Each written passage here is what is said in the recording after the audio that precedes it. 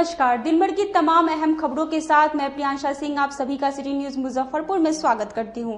खबरों की शुरुआत करेंगे, लेकिन एक नजर आज की हेडलाइंस पे। जिला निर्वाचन पदाधिकारी ने शांतिपूर्ण और निष्पक्ष चुनाव की तैयारियों को लेकर सभी दलों के प्रतिनिधियों के साथ की बैठक। उद्घाटन के 3 माह बाद भी शुरू नहीं हुआ मातृ शिशु सदन, सीएस ने बैठक कर जल्द शुरू होने की संभावना जताई। कोरोना काल में होने जा रहे विधानसभा चुनाव में मतदाताओं को जागरूक करने के लिए जिला प्रशासन ने जागरूकता रथ को किया रवाना। और आचार संहिता लागू होते ही जिला प्रशासन द्वारा शहर में लगे राजनीतिक दलों के बैनर पोस्टर को हटाया गया। अब खबरें विस्तार से। जिला निर्वाचन पदाधिकारी ने मान्यता प्राप्त राजनीतिक दलों के प्रतिनिधियों के साथ बैठक कर आदर्श आचार संहिता को लेकर कई दिशा निर्देश दिए। शनिवार को जिला निर्वाचन पदाधिकारी डॉक्टर चंद्रशेखर सिंह ने अपने कार्यालय कक्ष में जिले के सभी राजनीतिक दलों के प्रतिनिधियों के साथ बैठक कर बिहार निर्वाचन आयोग के दिशा निर्देशों, आदर्श आचार संहिता, निर्वाचन व्यय और शांतिपूर्ण एवं निष्पक्ष चुनाव को लेकर की जाने वाली तैयारियों से अवगत कराया। जिला निर्वाचन पदाधिकारी ने बताया कि कोई भी व्यक्ति अथवा राजनीतिक दल या संगठन किसी भी प्रचार का पोस्टर, प्रचार आलेख, फोटो आदि व्यक्ति विशेष के विरुद्ध आपत्तिजनक पर्चा, आलेख, फोटो आदि का प्रकाशन नहीं करेगा, जिससे चुनाव आचार संहिता का उल्लंघन हो।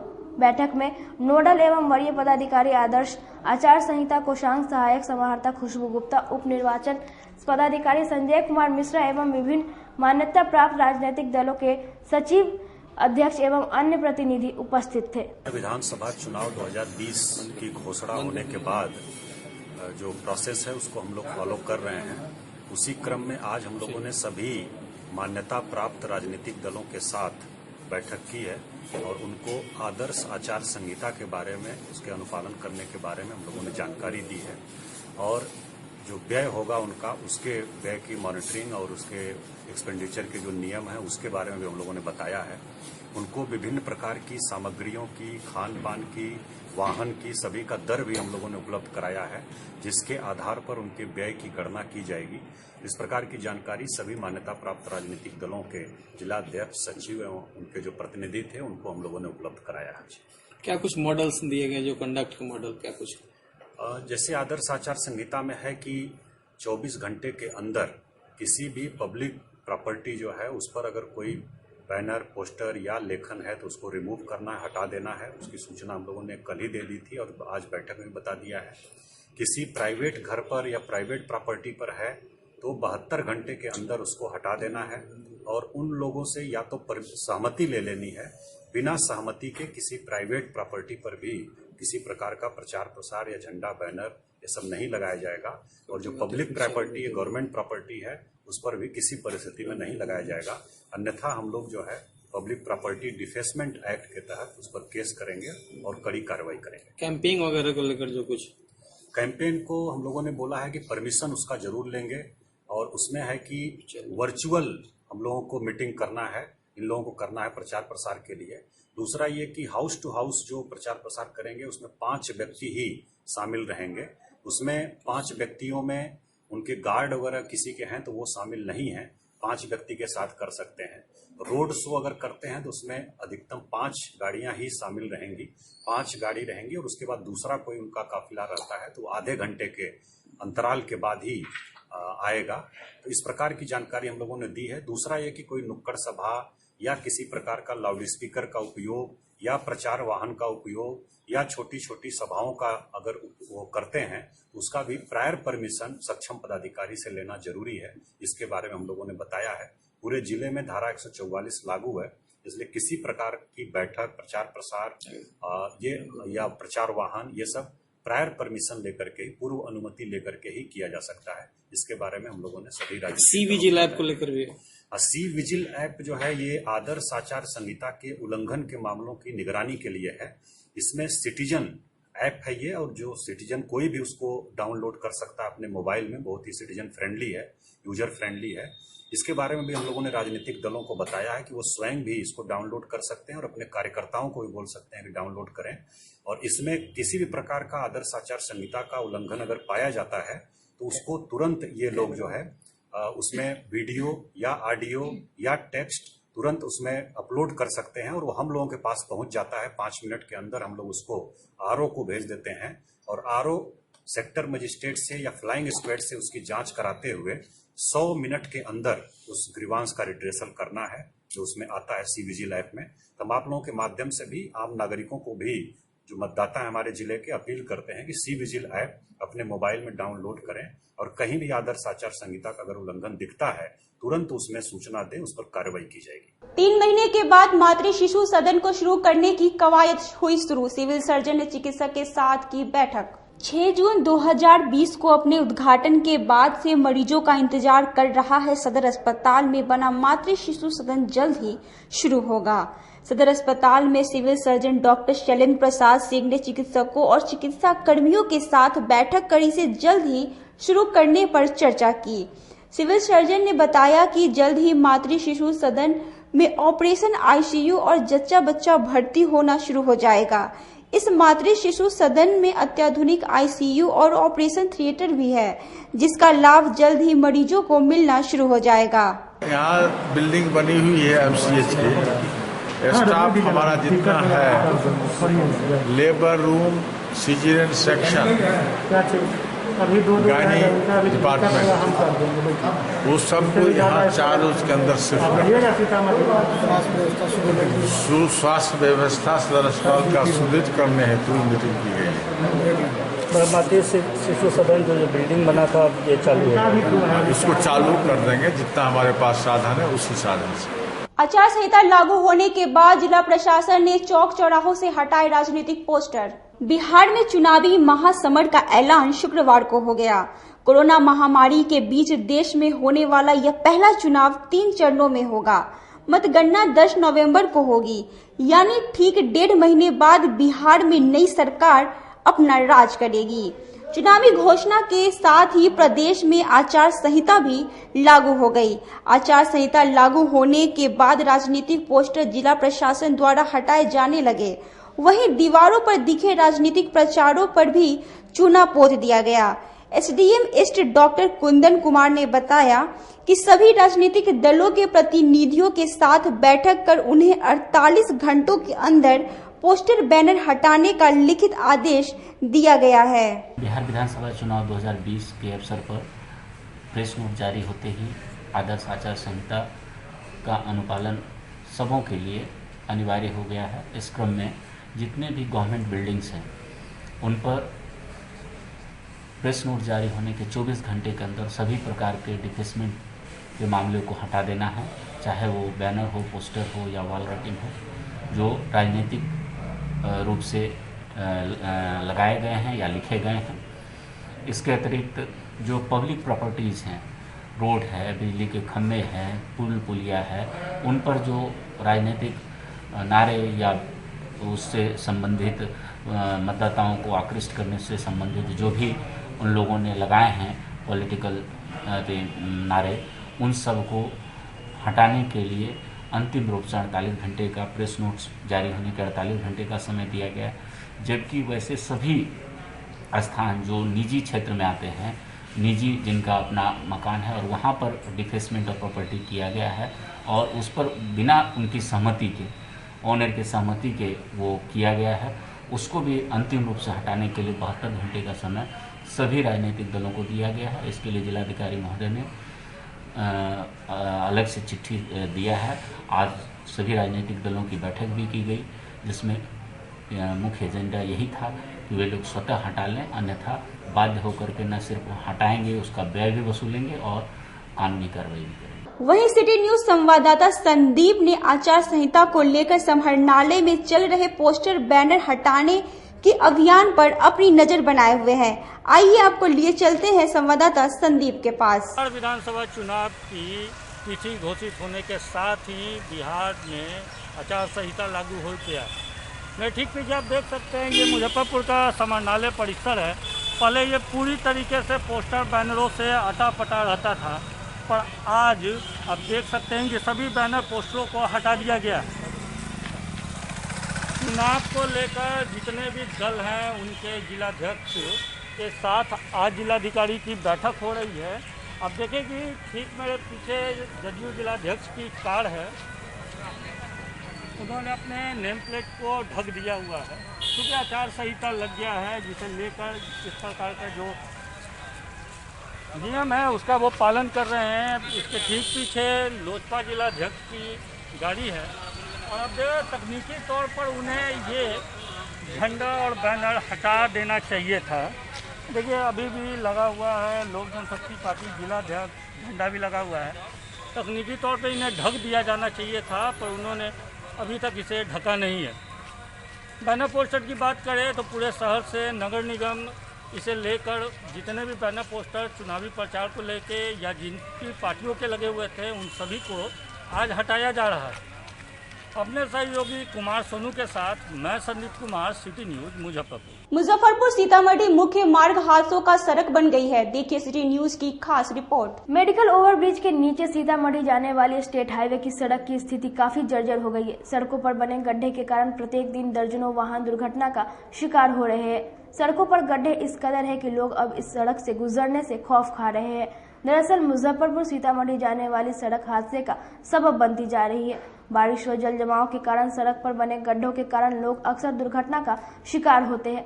मेडिकल ओवरब्रिज के नीचे जल जमाव से बने गड्ढे में प्रत्येक दिन सैकड़ों की संख्या में वाहन इन रास्ते से होकर गुजरती है। मुजफ्फरपुर सीतामढ़ी मुख्य सड़क नेपाल तक जाती है। आम लोगों सहित व्यावसायिक कार्यों के लिए महत्वपूर्ण यह सड़क है। ओवरब्रिज के नीचे सड़क के दोनों तरफ अतिक्रमण कर दुकान लगाया गया है, जिसके कारण सड़क पर बारिश व दुकान से निकले पानी से जल जमाव रहता है। कहने को तो मुजफ्फरपुर स्मार्ट सिटी में शामिल है, लेकिन मुजफ्फरपुर की कई ऐसे तस्वीर है जो कि स्मार्ट सिटी के तमाम दावे का पोल खोलती है। इस वक्त मेडिकल ओवरब्रिज के समीप हूँ, मेरे ठीक ऊपर मेडिकल ओवरब्रिज है और हम दिखाना चाहेंगे ये मुजफ्फरपुर सीतामढ़ी मार्ग है, जहाँ सड़क के बीचों बीच बड़े बड़े गड्ढे हैं, जहाँ प्रतिदिन कई गाड़ी वाले गिरकर यहाँ घायल होते हैं। ये जर्जर सड़क यहाँ पे लगभग 50 मीटरों में है। यहाँ साफ तौर पे आप तस्वीरों में देख पा रहे होंगे कि ये मेडिकल ओवरब्रिज की तस्वीर है। यहाँ से प्रतिदिन हजारों वाहन जो है वो क्रॉस करती है और कई लोग गिर के इस गड्ढे में घायल होते हैं, लेकिन ना ही इन पे जिला प्रशासन का ध्यान है और ना ही किसी सरकार की। यहाँ पे कुछ स्थानीय लोग हैं, उनसे बात करेंगे। क्या स्थिति है इस सड़क की? बहुत स्थिति गड़बड़ है यहाँ की इस सड़क की। आए दिन लोग आना जाना करते हैं। यहाँ पर कुछ गड्ढा बना हुआ है, 2-4 गड्ढा, गवर्नमेंट का कोई ध्यान नहीं है। गिरना जुना लगा हुआ, कितने लोग का एक्सीडेंट हुआ है, कितना लोग मरे भी है। 2-3 दिन पहले भी एक्सीडेंट हुआ, कल भी एक्सीडेंट हुआ है। हमारे साथ भी अभी ऐसा हुआ है, हम भागे हैं यहाँ पर देख के। स्थिति सामान्य नहीं है, यहाँ की स्थिति गड़बड़ है। और ये स्मार्ट सिटी जो गवर्नमेंट कर रही है, स्मार्ट सिटी बनाएंगे, इस पर यहाँ के स्थानीय विधायक जो है, ऐसा कुछ मसला हमको नजर नहीं आ रहा है। इस बार हमको नहीं लगता है ये विधायक इस बार यहाँ से चुनाव भी जीत पाएंगे। जो प्रॉपर अगर आज इस गड्ढे के बारे में हम लोग बात करें तो ये इतना तो कितना कठिन होता है निकलना? बहुत ज़्यादा ही कठिन है, ये डेंजर है। लगभग 1 से 1.5 फीट गड्ढा है और बहुत ज़्यादा ही दूर में फैला हुआ है। ये सारे लोग यहाँ पे हैं, देखिए गाड़ी का भी देख लिए क्या पोजिशन लगा हुआ है, जाम लगा हुआ है। इससे मुक्त होना हम लोग को बहुत जरूरी है, क्योंकि हम लोग खुद यहाँ के स्थानीय लोग हैं। हम लोग कहाँ के रहने वाले? बिगरपुर। मेरा यहाँ दवा का एजेंसी है बगल में। मेरा प्रतिदिन समस्या होता रहता है। हम फिर से एक बार दिखाना चाहेंगे, तस्वीर देखिए किस तरीके से ऑटो जो है वो पलटने के कगार पे आ जाती है। तो ये तस्वीर मुजफ्फरपुर सीतामढ़ी हाईवे के बीचों बीच पड़ता है, ये मेडिकल ओवरब्रिज के नीचे। देखिए आपके सामने एक ऑटो जा रही है, बाइक वाले भी जा रहे हैं। हालांकि बीच में जो गड्ढे हैं, गड्ढे की वजह से लोगों का गिरना, देखिए एक ऑटो फंस गई, अब इसको निकलना बहुत ही मुश्किल हो जाएगा। ये आराम से तो नहीं निकल सकती, काफ़ी परेशानियों का यहाँ के लोगों का सामना करना पड़ता है। तो ये तस्वीर जो है ये मुजफ्फरपुर स्मार्ट सिटी और मुजफ्फरपुर जिला प्रशासन के दावे और मुजफ्फरपुर के नगर विकास मंत्री के दावे का पोल खोलती है। अब पता नहीं ये सड़क कब तक बनेगा और कैसे बनेगा। देखिए किस तरीके से, देखिए ऑटो पलटते पलटते बची। देखिए कितनी समस्या हो रही है मालवाहकों को यहाँ से क्रॉस करने में। बाइक सवार हो, ऑटो सवार हो, बसें हो, मोटरसाइकिल हो, जो भी गाड़ी है उनको कितनी समस्या हो रही है, तस्वीर देखकर आप अंदाजा लगा सकते हैं। कि जो दावे किए जाते हैं वो दावे सिर्फ पेपर पे है या खोखले है। तो अब देखना यह दिलचस्प होगा कब तक ये सड़क बनती है और इधर के लोगों को कब तक इससे छुटकारा मिलती है। मैं अपने सहयोगी विकास के साथ सोनू शर्मा, सिटी न्यूज मुजफ्फरपुर। अय्यापुर थाना क्षेत्र के विजयी छपरा गांव में 2 ट्रकों में टक्कर, घटना स्थल पर ही हुई चालक की मौत। जिले में रफ्तार का कहर जारी है। अय्यापुर थाना के विजय छपरा N57 पर सड़क किनारे खड़े ट्रक में एक दूसरे ट्रक ने धक्का मार दिया। खड़े ट्रक सड़क पर पलट गई। वहीं दरभंगा जा रहे ट्रक की चालक की मौत ट्रक में दबने से हो गई। घटना के बाद कुछ देर के लिए अफरा तफरी मची रही। कुछ देर तक सड़क जाम हो गया। सूचना मिलते ही गश्ती पदाधिकारी अभय सिंह पहुंचे। उन्होंने मौके से लोगों की भीड़ को हटाते हुए क्रेन मंगाया। ट्रक में दबे चालक को निकाला। पोस्टमार्टम के लिए SKMCH भिजवाया गया। एक ट्रक में गेहूं और दूसरे ट्रक में चना और दाल लोडिंग था। बताया जा रहा है कि गेहूं लदी ट्रक दरभंगा जा रही थी। इसी बीच चना और दाल लदे ट्रक में जोरदार टक्कर हो गई, जिससे चना और दाल लदे ट्रक सड़क पर ही पलट गई। थाना अध्यक्ष दिनेश कुमार ने बताया है कि ट्रक में दबे रहने से चालक की मौके पर ही मौत हो गई। पोस्टमार्टम के लिए शव को SKMCH भेज दिया गया है। नगर में नहीं थम रहा है चोरों का आतंक। नगर थाना क्षेत्र के पुरानी बाजार में फिर एक बार एक दुकान बना चोरों का शिकार। जिले में चोरों का तांडव जारी है। बीती रात चोरों ने नगर थाना क्षेत्र के पुरानी बाजार स्थित एक दुकान को निशाना बनाते हुए हजारों के सामान पर हाथ साफ किया। चोरों ने चोरी की घटना को उस वक्त अंजाम दिया जब दुकान बंद था और सड़क पर सन्नाटा पसरा हुआ था। इसी का फायदा उठाकर चोरों ने दुकान का गेट तोड़कर 25,000 नकदी समेत कई अन्य सामान चोरी कर ले गए।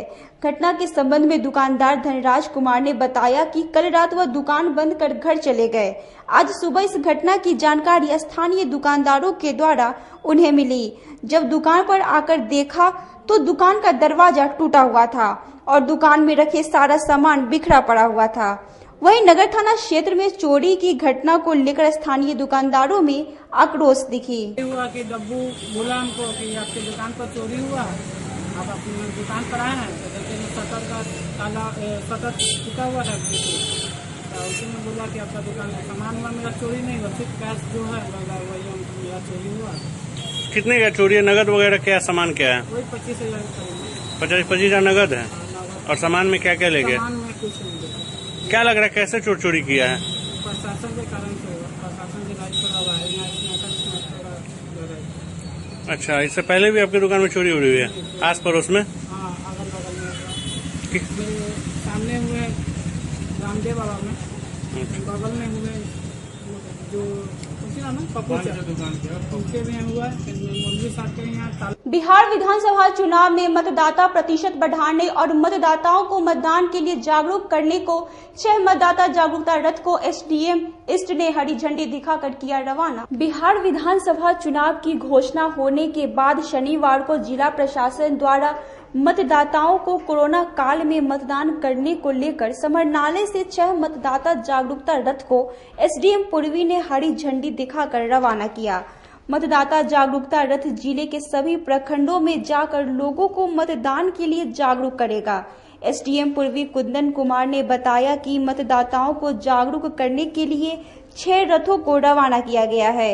ये रथ मतदाताओं को कोरोना से बचाव के साथ सुरक्षित मतदान कैसे करें इसकी जानकारी देगी। मुजफ्फरपुर विधानसभा क्षेत्र में मतदाताओं को लोकतंत्र के प्रति अपनी आस्था बढ़ाने, मतदान का प्रतिशत बढ़ाने और खास करके लोकसभा 2019 एवं विधानसभा 2015 में वैसे चिन्हित मतदान केंद्र जहां पे अपेक्षाकृत काफ़ी मतदान कम हुआ है, इन क्षेत्र के मतदाताओं को मतदान के लिए प्रेरित करने के लिए आज हम लोगों ने कुल मिलाकर के 6 रथ रवाना किया है, जो मतदाता जागरूकता घूम करके 94 मुजफ्फरपुर विधानसभा क्षेत्र के अंतर्गत करेगी। अब वक्त हो चला एक छोटे से ब्रेक का, कहीं जाइएगा नहीं, जल्द होंगे हाजिर बाकी खबरों के साथ। तब तक बने रहिए सिटी न्यूज के साथ। कैरियर अचीवर्स आपके विश्वास पर खरा उतरने वाला कोचिंग संस्थान है। हमारे यहाँ मेडिकल, IIT, JEE तथा फाउंडेशन की तैयारी भी कराई जाती है। इसके अलावे exclusive batch JEE mains, advance की भी क्लासेस चलाई जाते हैं। छात्र छात्राओं को 100% स्कॉलरशिप की भी व्यवस्था है। यहाँ से कितने छात्र छात्राएं सफलता की सीढ़ी चढ़ चुके हैं। Classes taken by top mentors, तो हमारे यहाँ अवश्य पधारें। तो हमारा पता याद रखें, हमारा पता है career achievers, Mithanpura, near north point school, और हमारा कॉन्टेक्ट नंबर है 8002479735, या फिर आप हमें कांटेक्ट कर सकते हैं 8877430251 पर। सबसे बड़ी बात तो ये है कि हम चाहते हैं कि हमारे इस मिशन में हमारे बच्चे गंगा पार करके उस पार नहीं जा पाए।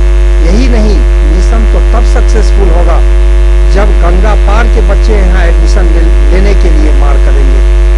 इसी आशा के साथ इंस्टीट्यूट तो हम लोग चला रहे हैं, अपने बच्चों को खुश करने की कोशिश कर रहे हैं। बच्चों को मैंने यही कहा है, तुम अपना समय दो, मैं तुम्हें आसमान की बुलंदियों पर पहुंचा दूंगा। मुजफ्फरपुर की शान और अपने कलाकृतियों से बॉलीवुड के स्टारों में अपनी पहचान बना चुका बाबा की दुकान लहठी भंडार पिछले 50 वर्षों से आपके पसंद का ख्याल रखती है। यहाँ से लाह की बहुरानी सेट बॉलीवुड की स्टार ऐश्वर्या राय ने अपनी शादी में पहनी थी। यहाँ से राजनीतिक गलियारों के नामचीन चेहरों की दुल्हन भी सजी थी।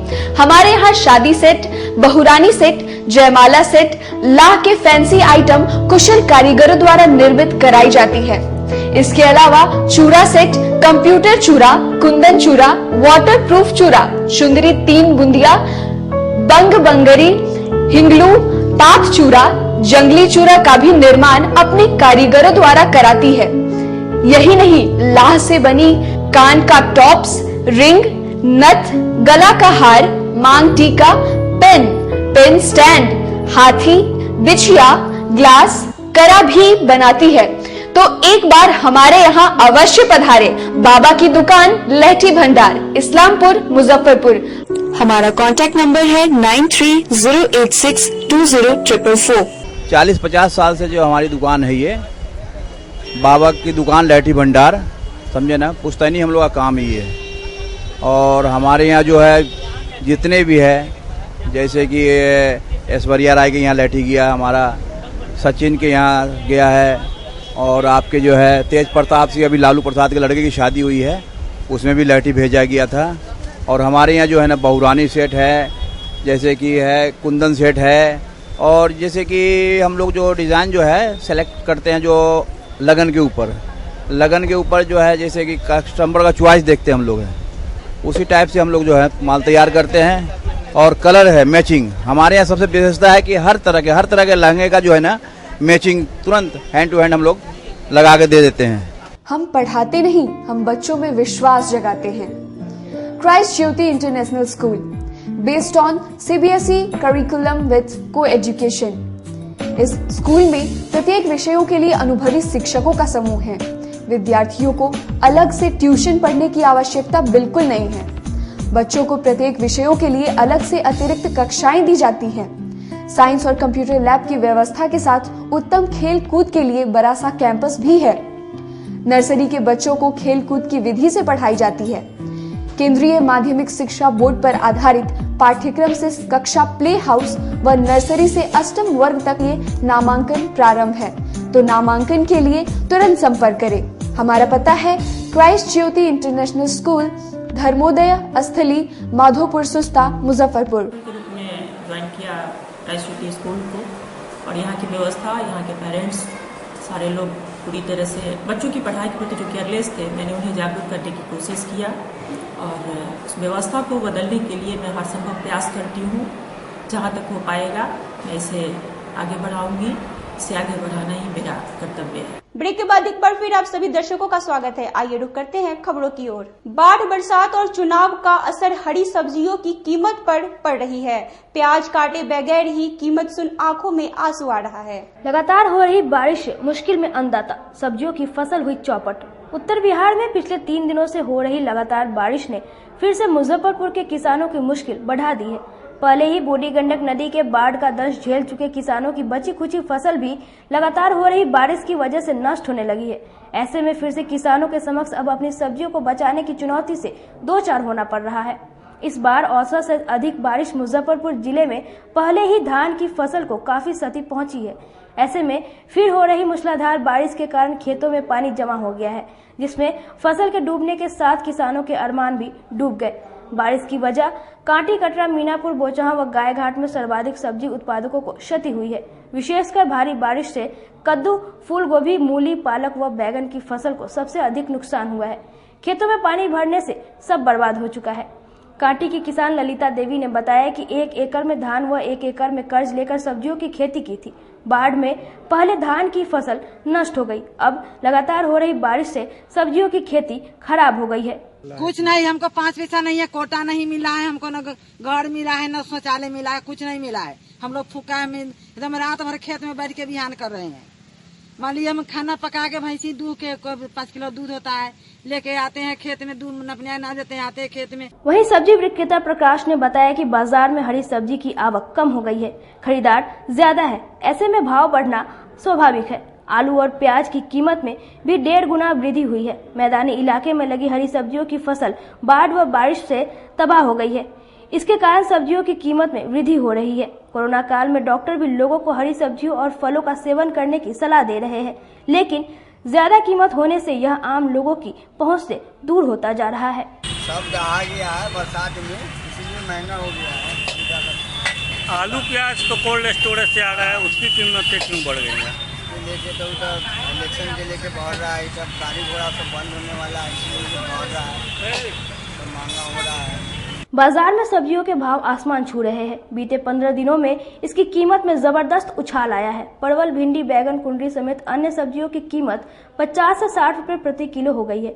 वहीं आलू और प्याज के दामों में भी लगातार वृद्धि हो रही है। इस कारण धीरे धीरे आम लोगों की थाली से गायब होने लगी है। आधा का जैसे प्याज है 10 रुपए किलो है तो लोग ज्यादा लेता है, अभी महंगा हो गया तो बड़े बड़े आदमी भी बहुत कम कर दिया है, 40% ले रहे हैं, कम कर दिए हैं। घर के बजट में कितना अंतर पड़ रहा है? असर पड़ रहा है, आदमी को दिक्कत तो हो रही है महंगाई बढ़ने से। अखिल भारतीय डाक प्रशासनिक कर्मचारी संघ की 2 वर्षीय बैठक का किया गया आयोजन। शनिवार को गौशाला रोड स्थित पोस्ट मास्टर का जनरल कार्यालय के सभागार में अखिल भारतीय डाक प्रशासनिक कर्मचारी संघ की 2 वार्षिक अधिवेशन कॉमरेड तेज नारायण पोद्दार की अध्यक्षता में संपन्न हुई। 2 वर्षों पर होने वाले इस अधिवेशन में संघ द्वारा किए गए कार्यों का लेखा जोखा अध्यक्ष तेज नारायण झा ने सदस्यों के बीच रखा। साथ ही उन्होंने नवनियुक्त कार्यालय सहायकों राजीव कुमार शाह और वरुण कुमार का संघ में स्वागत किया। अपने अध्यक्षीय भाषण में उन्होंने युवा वर्ग का संघ के प्रति उदासीन रवैया अपनाने पर दुख जताते हुए कहा कि पुराने साथियों को यह जवाबदेही लेनी चाहिए। राष्ट्रीय सेवक संघ के प्रचारक सह हिंदू जागरण मंच के संगठन मंत्री ने मंच के सदस्यों के साथ की अहम बैठक। शनिवार को राष्ट्रीय स्वयं सेवक संघ के प्रचारक सह हिंदू जागरण मंच बिहार झारखंड के क्षेत्रीय संगठन मंत्री डॉक्टर रॉबर्ट सोलेमन, वर्तमान नाम सुमन कुमार ने पताही स्थित एक विवाह भवन में मंच के सदस्यों के साथ बैठक कर वर्तमान स्थिति में हिंदुत्व पर हो रहे प्रहार को लेकर बैठक की। बैठक के उपरांत प्रेस वार्ता में उन्होंने बताया कि समरस हिंदू समाज के निर्माण के लिए हिंदू जागरण मंच का निर्माण किया गया था। बॉलीवुड के द्वारा बराबर हिंदू समाज पर प्रहार किया जा रहा है। कुछ शरारती तत्वों के कारण पूरी फिल्म इंडस्ट्री बदनाम हो रही है। लोगों के आदर्श फिल्मी हस्तियों के नाम ड्रग्स मामले में आ रहे हैं। वहां भी सफाई की बेहद आवश्यकता है। बताया जाए आज का विशेष रूप से मेरा आने का प्रयोजन है, हिंदू जागरण मंच का ये विभाग का योजना बैठक है। संगठन हमारा सुदृढ़ हो, इसका बंदोबस्त करने के लिए हम आए हैं। हिंदू जागरण मंच सोया हुआ समाज का जागरण कर उसमें प्रहारात्मक शक्ति का निर्माण करना चाहता है। समरस हिंदू समाज का निर्माण में हमारा विश्वास है। ऊंच नीच भेदभाव को समाप्त कर समरस हिंदू समाज का निर्माण करना ये हमारा एकमेव लक्ष्य है। हमें किसी से वैर नहीं, पर देशद्रोहियों की खैर नहीं। भारत में यदि रहना होगा, हर मन को भारतीयता में रंगना होगा। भारत किसका? केवल भारत में रहने वालों का भारत उनका नहीं है। जो भारत को जानेगा, जो भारत को मानेगा, जो भारत के बनेगा, जो भारत को बनाएगा, भारत उन सभी का है। वर्तमान भारत जिस व्यक्तित्व के हाथ में है, विश्वास रखिए भारत पूर्णतः सुरक्षित है।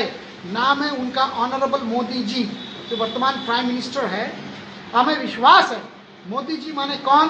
मोदी जी माने खाली ऑनरेबल मोदी जी नहीं है, मोदी जी माने राष्ट्रीय स्वयंसेवक संघ का एक प्रतिष्ठित स्वयंसेवक है जो टिकाऊ है, बिकाऊ बिल्कुल नहीं है। और विश्वास रखिए मोदी जी के रहते हुए 1 इंच भूमि हम गवाएंगे नहीं। और जो बचा कुचा भूमि चाइना ने जो पहले हड़प लिया था, हमारे दूरदृष्टि ना होने के कारण केन प्रकार उन्होंने जो कब्जा जमा लिया था, विश्वास रखिए उन लूटा हुआ भूमि को हम पुनः वापस ले लेंगे। अभी बिहार चुनाव के मोड में आ चुका है। हम सभी कार्यकर्ता को एक मैसेज देने आए हैं कि प्रत्याशी चयन करते समय एक बार उस इंडिविजुअल प्रत्याशी का 5 साल का ट्रैक रिकॉर्ड चेक कर लेना। कहीं ऐसा तो नहीं कि हम उस प्रत्याशी के साथ सट रहे हैं या सटा रहे हैं जो सदैव गंगा गीता गाय गुरु गायत्री को अपमानित किया। कहीं ऐसा तो नहीं जिस प्रत्याशी को हम लाद रहे हैं या जिस प्रत्याशी को हम एक्सेप्ट कर रहे हैं या जिस प्रत्याशी के साथ हम अपना संपर्क और संबंध बढ़ा रहे हैं, कहीं ऐसा तो नहीं वही प्रत्याशी जिहादी उन्मादों के साथ सदैव खड़ा रहा है। इसलिए जो हिंदू एजेंडा लागू करेगा, जो हिंदू मान सम्मान धाम को बढ़ाएगा, हम ऐसे प्रत्याशी के साथ खड़े हों। हिंदू जो चाहेगा वही उस एजेंडा को लागू करते हुए गंगा गीता गाय गुरु गायत्री का सदैव संरक्षण और संवर्धन करते हुए हमें आगे आना है। भारत में रह करके भारतीय परंपरा को जानिए, मानिए, भारत के बनिए और भारत को बनाइए। तो भारत किसका? भारत गोरी और गजनबियों का नहीं है, तैमूर के औलादों का कदापि नहीं है। भारत किसका? खुदीराम बोस जी का, भगत सिंह जी का, चंद्रशेखर आजाद जी का, विनोय बादल दिनेश जी का, परम पूजनीय डॉक्टर केशवराव बलराम हेडगेवार जी का, भगवान बिरसा मुंडा जी का, महात्मा गांधी जी का। इसलिए धर्म और धर्म का साथ साथ नागरिक मोर्चा के सचिव स्वर्गीय अमरजीत कुमार की जयंती मोर्चा के सदस्यों ने शनिवार को मनाई। माखनसा चौक पर नागरिक मोर्चा के सदस्यों ने नागरिक मोर्चा के सचिव स्वर्गीय अमरजीत कुमार की जयंती पर समारोह का आयोजन किया। इस दौरान मोर्चा के सदस्यों ने स्वर्गीय अमरजीत कुमार की तस्वीर पर पुष्प अर्पित किया। नागरिक मोर्चा के संस्थापक मोहन सिन्हा ने कहा कि स्वर्गीय अमरजीत कुमार ने अपने पूरे जीवन काल में संस्था को बढ़ाने के साथ समाज की सेवा की। आज के लिए बस इतना ही। अब मुझे और मेरे पूरे न्यूज टीम को दीजिए इजाजत। नमस्कार।